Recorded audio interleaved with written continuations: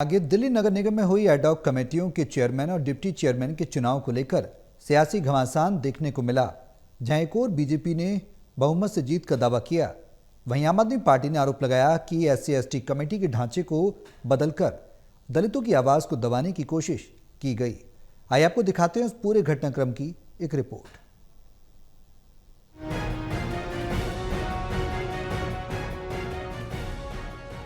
Delhi MCD मुख्यालय civic centre में कड़ी सुरक्षा के बीच दो अलग अलग फ्लोरों पर एडॉक कमेटियों के चेयरमैन और डिप्टी चेयरमैन के चुनाव कराए गए। इससे पहले विशेष समितियों के चुनाव संपन्न हुए थे।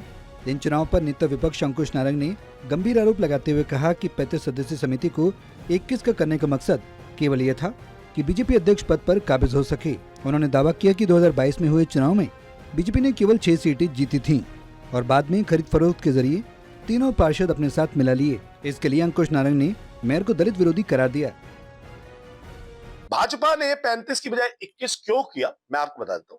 भाजपा वो जो बड़ी आइडियलिज्म की बात करती है, प्रिंसिपल्स की बात करती है, राजा इकबाल सिंह जो बड़े प्रिंसिपल्स की बात करते हैं, वो राजा इकबाल सिंह ने 35 की बजाय 21 इसलिए किया क्योंकि जब 35 मेंबरी कमेटी थी तो उन 32 प्लस 3 नॉमिनेटेड में से 32 में से 16 मेंबर इनके आते, 13 मेंबर हमारे आते, यानी कि 16 मेंबर भाजपा के और 13 मेंबर आम आदमी पार्टी के।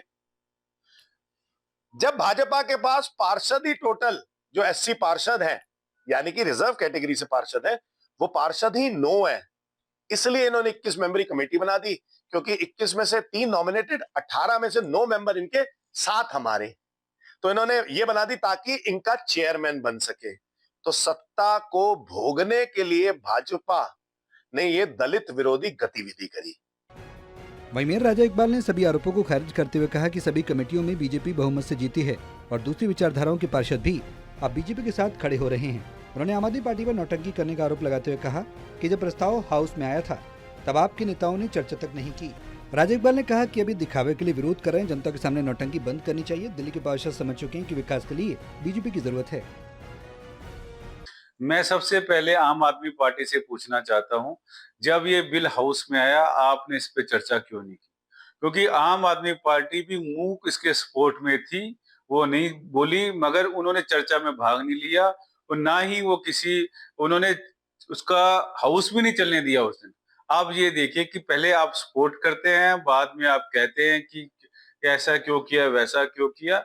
ये केवल आप नौटंकी करें, जनता के सामने आम आदमी पार्टी को नौटंकी नहीं करनी चाहिए। MCD की एडॉक कमेटी के चुनाव ने एक बार फिर ये साबित कर दिया कि निगम चुनाव भी अब सिर्फ प्रशासनिक नहीं बल्कि पूरी तरह राजनीतिक मुद्दा बन चुके हैं। एक तरफ बीजेपी अपनी बहुमत और विकास की बात कर रही है, वहीं विपक्ष दलितों की अनदेखी का आरोप लगा रहा है। अब देखना होगा कि इस मुद्दे पर आने वाले दिनों में क्या नया मोड़ आता है। Vishal Singh, total TV, Delhi.